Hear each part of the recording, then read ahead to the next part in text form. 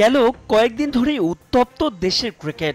DPL এর fixing নিয়ে ফিসফাস তো আছেই, সঙ্গে যোগ হয়েছে পাপন কমিটির দুর্নীতির ফিরিস্তি, যার দরুন বিসিবিতে পড়েছে দুদকের হানা, যেখানে সাবেক ও বর্তমান বেশ কয়েকজন প্রভাবশালী পরিচালকের নাম এসেছে।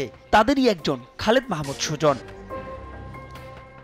গেল 15 এপ্রিল দুদক কর্তাদের বিসিবিতে অভিযানের পর অবশেষে গণমাধ্যমের সামনে পাওয়া গেল সাবেক অধিনায়ককে। অস্বীকার করলেন নিজের বিরুদ্ধে আনা সব অভিযোগ, যেখানে পাচ্ছেন ষড়যন্ত্রের গন্ধ। সত্যি কথা বলতে যে এটা শত্রুতার বশে পড়ে করছে, এটা খুবই নোংরামি আমি মনে করি। আমি এটুকুই বুঝি যে বাংলাদেশ ক্রিকেটের জন্য আমি চেষ্টা করেছি, আমি যতদিন বোর্ডে ছিলাম। তো আমার এখন মনে হচ্ছে যে আমার এই অতিরিক্ত চেষ্টা করাটাই আসলে বড় ভুল হয়েছে। দুদকের ব্যাপারটা আমি খুব শকড, আমি খুবই অবাক হলাম যে কেন এখানে আমার নাম যাবে, যেটা নিয়ে বলেছে যে কোয়ালিফাইং রাউন্ডে কী হয়েছে না হয়েছে। তা আমি তো আসলে বিসিবিতে অবশ্যই ডিরেক্টর হিসেবে ছিলাম, আমার দায়িত্ব হয়তো বা ছিল, বাট আমি তো এই ডিপার্টমেন্টটা কোনোভাবেই দেখি না। আমার ডিপার্টমেন্ট ছিল গেম ডেভেলপমেন্ট, সেটা নিয়ে আমি কাজ করেছি।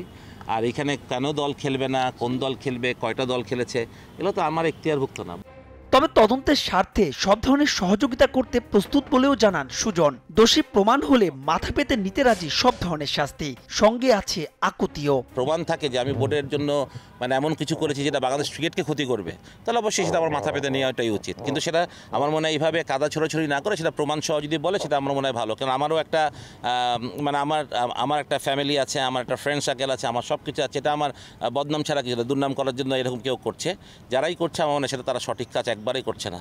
সত্যি কথা বলতে আমিও যেটা বলবো যে যারা দুদক আছে এই রিপোর্টে, দুদককে আমি বলবো সেটা তদন্ত করতে ঠিক মতন, এবং এইটা যদি কোনো বানোয়াট রিপোর্ট হয়ে থাকে আমাদের না বলে তাদের এগেইনস্টে যেটা ডিসিশন নেয়।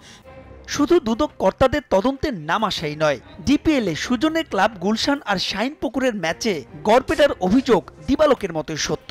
বিষয়টি খটকা লেগেছে তার কাছেও। তবে প্রশ্ন তুলেছেন ম্যাচ ফিক্সিং নিয়ে বিসিবি কর্তাদের তদন্তের ধরন নিয়েও।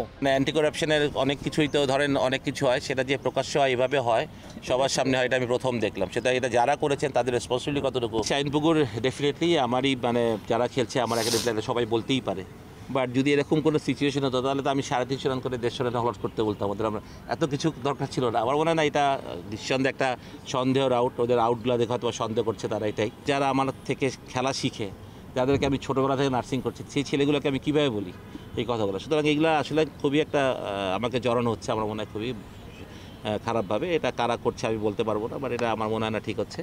তবে এই দুই ইস্যুতে এখন পর্যন্ত বোর্ড কিংবা দুদক কর্মকর্তা কেউই তার সঙ্গে কোনো ধরনের যোগাযোগ করেননি বলেও জানান খালেদ মাহমুদ সুজন। বলেও নি, ডাকেও নি, কিছুই না। মাহবুব রিমন, সময় সংবাদ, ঢাকা।